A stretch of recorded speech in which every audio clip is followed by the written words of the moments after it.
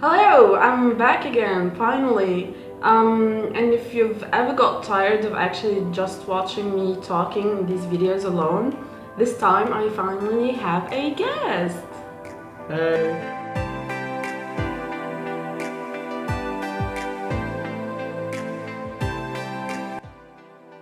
So, this time we're gonna talk about some very serious subjects, but before we do that, would you introduce yourself? Sure. My name is Sofiene, and I'm a human rights defender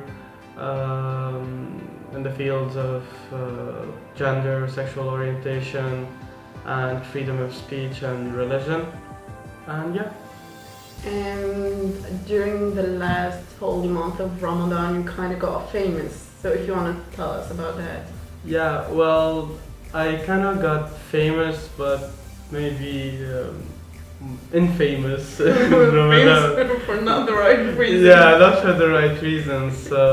Um, so basically, I was part of this movement called the Free Thinkers of Tunisia. It's an organization made by a group of Tunisian atheists, non-conformists, and non-religious people who their main goal is calling for the secularity and the secularization of the state. Okay. Just, I would stop you there because a lot of people actually have no idea what that word means. And maybe even if they do, they understood it in the wrong way. So if you could explain that to us. Yes. So secularity and the secularization of the state is basically, maybe we can use the synonym in Arabic. So in Arabic it's known as al-almaniya, and it's not a very well perceived word and term, but the principles that it calls for are not really that bad. It's basically the separation of the state from the church, and in our context it's the separation of the state from the mosque and from the religious clergies and the religious system. So the laws and all the system that governs a certain country should be ran by the people and by reason, by the law, by science, and not by religious scriptures. So yeah. Yeah. Okay. And during Ramadan, what happened? During Ramadan, just like last year, we made this protest. It's called Mushbasi. It happened last year, but it didn't get as much media coverage as this year. As much attention. Yeah, and as much attention. So it's a protest that says that basically us going out during Ramadan to call out certain laws that are being applied in Ramadan, and those laws are basically laws that are inferior to the constitution, and they are made by a certain prime minister, and very states that cafes should close during Ramadan and only few touristic cafes. It's very confusing as a law. So you have most cafes and restaurants closed during the Ramadan. You have a law that can persecute people for eating during Ramadan or having a drink and and not fasting, basically. And not even the law. I mean, basically, what the Minister of Interior, basically those who are in charge of the security of the state, they can tell the officers and the cops on the field what to do towards people who do not fast. And the policy of the Minister of Interior in the past years of the revolution was basically arrest those people and take them. Just like last year, the reason why this protest was made, some few men were arrested and persecuted in Bizerte for eating in a public park. Yeah, which is a bit crazy, but what I tried to do is actually to get some of the questions that people ask and some of the comments that we saw a lot going on the internet, on Facebook especially. Yeah. And I would like you to answer these questions so we get like at least one of those people to actually see you and get your answer. One of the things that actually popped out a lot, saying that with you eating in public, with you going with that protest, you're actually encouraging people to do the same. So are you encouraging people to do the same? Are you encouraging people to stop fasting or something? Well, I guess that's not my main goal, encouraging people not to fast. But even if I was encouraging people not to fast, I don't think it's something bad. I mean, I have every right to encourage people to do something or not to do something. I'm basically not forcing anyone.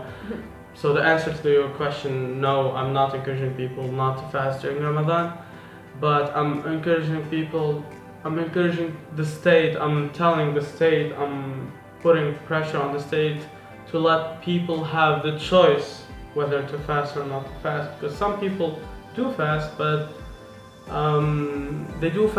they do not know that what they're doing is not really a choice technically, because they have a lot of pressure if they do not fast, and they can have a lot of trouble if they do not fast publicly. From society, and Yes. basically it's a cultural thing that's going Yes, on. it's a cultural Yeah. thing. So maybe I'm not encouraging people to eat in Ramadan, but even if I was doing it, I don't think it's something wrong. I can. It's a personal choice. Yeah, That's what you it's a want personal to- choice, to- and I guess freedom of speech allows me to advocate for any idea I want, and as long as I'm not forcing anyone, I guess. You're not harassing anyone. No, Okay, I'm not forcing food to anybody's But here's the thing. mouth. This is what people who fast actually say about you. This is what most of the Muslim people said. But at the same time, you got a lot of backlash from people who do not fast in Tunisia. Mhm. So a lot of them said, okay, you get to not fast. It's your choice. You don't have to. It's okay if you're not Muslim. But why are you doing that in public? You could do that behind closed doors, and we do not have to Yes. see that. You know. So what would you answer? Yes. to that? It's a fair question, but the thing is, when you tell someone that you can do something in your home, so why you shouldn't do it in public if you don't want to, is basically depriving that person from their right to public areas, which is what is public, the street and the common space that we share in our country is shared by everyone, and we all have a right to it.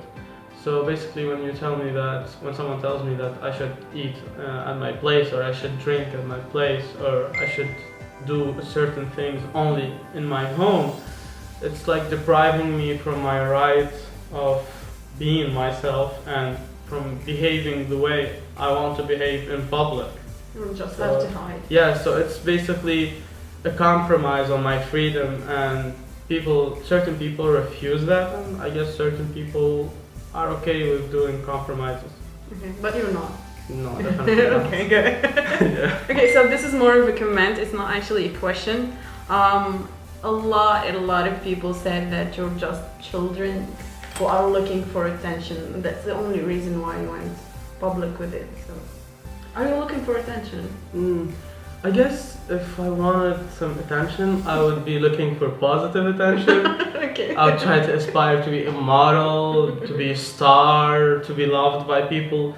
I mean, I don't think this attention is a very tempting attention that a certain person would like to go for. I mean, like, Willingly you would go. yeah, willingly to go and tell people that he's an atheist, or to tell people that he doesn't like fasting, or to tell people things that would bring negative energy towards him and would bring strong repercussions on him from family and society and even the work field.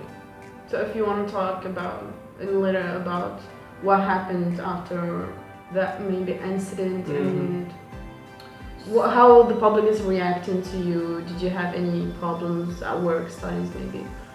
Well, basically there are some things that we can first talk about the hate that I got. Yeah.